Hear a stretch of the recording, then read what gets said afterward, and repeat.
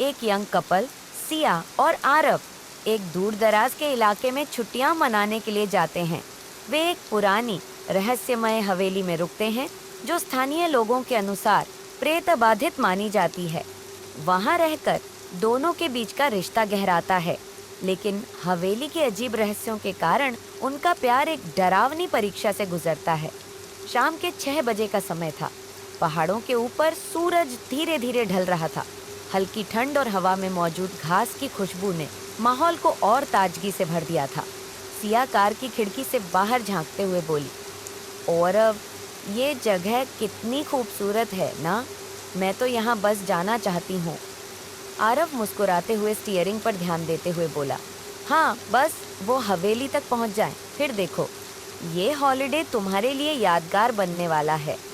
वे दोनों एक दूसरे को पिछले 3 सालों से जानते थे। कॉलेज के दिनों से शुरू हुआ उनका रिश्ता अब धीरे धीरे शादी की तरफ बढ़ रहा था, लेकिन दोनों को ही एक दूसरे के साथ थोड़ा और वक्त बिताना था, कुछ खास यादें बनानी थी।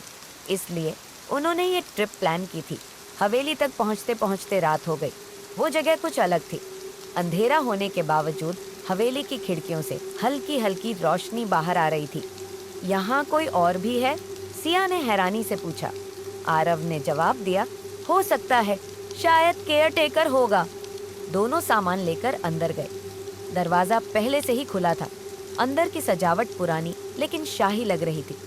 दीवारों पर लगे पेंटिंग्स, भारी भरकम फर्नीचर और एक बड़े झूमर ने उस जगह को और भी दिलचस्प बना दिया।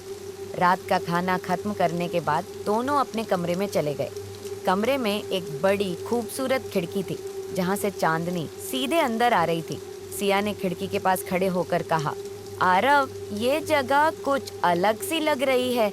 यहाँ आकर अजीब सा सुकून भी है और थोड़ा डर भी। आरव ने सिया को पीछे से पकड़ते हुए कहा, डरो मत, मैं तुम्हारे साथ हूँ। सिया हल्के से मुस्कुराई और दोनों खिड़की के पास काफी देर तक बातें करते रहे। रात के करीब 2 बजे जब दोनों सोने की कोशिश कर रहे थे तो अचानक कमरे के बाहर से किसी के चलने की आवाज आई। सिया घबराकर उठ गई। आरव, ये क्या था? आरव ने कहा, पता नहीं, शायद हवेली का पुराना सिस्टम होगा। लेकिन आवाज लगातार आ रही थी, जैसे कोई धीरे धीरे उनके कमरे की ओर बढ़ रहा हो। रात के 8 बजे का समय था। पहाड़ों के घने जंगलों के बीच छुपी उस हवेली तक पहुंचते पहुंचते सिया और आरव थक चुके थे। हवेली इतनी पुरानी थी कि उसका एक एक कोना किसी राजघराने की कहानी बयां करता था। भारी दरवाजे, लकड़ी की बनी छत और दीवारों पर लटकती अजीब सी पेंटिंग्स, सब कुछ असाधारण और रहस्यमय था। आरव ने कमरे की चाबी उठाई और कहा, ये तो किसी हॉरर मूवी की लोकेशन जैसी लग रही है। तुम डर तो नहीं रही? सिया ने हल्की मुस्कान के साथ कहा, डरने का तो पता नहीं, लेकिन ये जगह कुछ अलग सी है, जैसे कोई देख रहा हो। कमरा बड़ा और सुंदर था। एक बड़ा सा बिस्तर, दीवारों पर मध्यम लालटेन की रोशनी और खिड़की के बाहर चांदनी। लेकिन एक अजीब सी सर्द हवा महसूस हो रही थी जो खिड़की बंद करने के बाद भी अंदर आ रही थी। सिया ने शावर लेने के लिए बैग से कपड़े निकाले। उसके बाल बंधे हुए थे और उसने हल्की मुस्कान के साथ आरव की ओर देखा। आरव, जब तक मैं नहा रही हूँ तुम आराम करो, मैं बस 15 मिनट में आती हूँ। आरव ने उसे छेड़ते हुए कहा, ज्यादा वक्त मत लगाना, मैं भूखा हूँ, सिर्फ खाने के लिए नहीं। सिया ने उसकी बात पर हल्का सा चांटा मारा और बाथरूम की तरफ चली गई। शॉवर से गिरती पानी की बूंदें, बाथरूम के मिरर पर जमा होती भाप और सिया की धीमी धीमी गुनगुनाहट पूरे कमरे में गूंज रही थी। लेकिन तभी आरव ने बाथरूम के बाहर से किसी के हल्के हल्के चलने की आवाज सुनी। सिया, जल्दी आओ, उसने थोड़ा घबराते हुए कहा। क्या हुआ?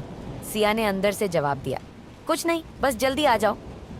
सिया जब बाहर आई तो उसके भीगे हुए बाल उसके कंधों से नीचे गिर रहे थे। उसने एक सफेद साटन की ड्रेस पहनी हुई थी जो उसके शरीर से चिपक रही थी। उसकी आंखों में हल्की सी शरारत और मासूमियत दोनों झलक रहे थे। अब बताओ क्या हुआ था? उसने आरव के पास बैठते हुए पूछा। आरव ने उसकी कमर के पास अपना हाथ रखा और धीमे से कहा, कुछ अजीब आवाजें आ रही थीं, लेकिन शायद ये हवेली की पुरानी दीवारों की वजह से है। सिया ने उसकी बात को हल्के में लिया और उसे और करीब खींच लिया। तो अब मेरी बारी है तुम्हें डिस्टर्ब करने की। आरव ने उसे अपनी बाहों में भर लिया। उसकी उंगलियां सिया की पीठ पर धीरे धीरे फिसल रही थी।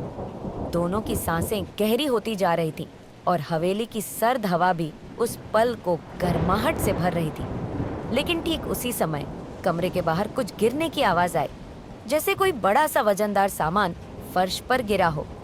दोनों अचानक रुक गए। आरव, ये क्या था? सिया ने धीरे से कहा। पता नहीं, लेकिन ऐसा लग रहा है जैसे कोई दरवाजे के पास खड़ा हो। आरव ने धीरे से दरवाजे की तरफ कदम बढ़ाया। उसने झांक कर देखा, लेकिन वहां कोई नहीं था। फिर भी उसे ऐसा महसूस हो रहा था कि कोई उनकी हर हरकत देख रहा है। रात गहराती जा रही थी। हवेली के बाहर हल्की बारिश शुरू हो चुकी थी। दोनों ने खिड़की बंद कर दी और बिस्तर पर लेट गए। सिया आरव के सीने पर सिर रखकर बोली, मुझे ये जगह कुछ अजीब लग रही है, जैसे जैसे हम अकेले नहीं हैं। आरव ने उसके बालों को सहलाते हुए कहा, तुम बस ज्यादा सोच रही हो, अब सो जाओ, सुबह सब कुछ नॉर्मल लगेगा। लेकिन अचानक सिया को ऐसा महसूस हुआ जैसे कोई उसके बालों को छू रहा हो। उसने जल्दी से उठकर इधर उधर देखा। आरव, क्या तुमने मुझे छुआ? मैं तो यहाँ लेटा हूँ, तुम ठीक हो? सिया ने जवाब नहीं दिया। उसने खिड़की की तरफ देखा, जहाँ एक परछाई धीरे धीरे हिल रही थी। तो दोस्तों, खिड़की के पीछे क्या था और कौन था जिसकी पैरों की आहट कमरे के बाहर सुनाई दे रही थी? ये सब राज खुलेंगे पार्ट 2 में। अगर आप इस रहस्यमयी कहानी का अगला हिस्सा जानना चाहते हैं तो चैनल को सब्सक्राइब जरूर कर दें और वीडियो को लाइक करना ना भूलें। आपका एक एक लाइक मुझे पार्ट 2 लाने के लिए मोटिवेशन देता है। तो मिलते हैं ऐसी ही सस्पेंस और थ्रिलर से भरी अगली कहानी में।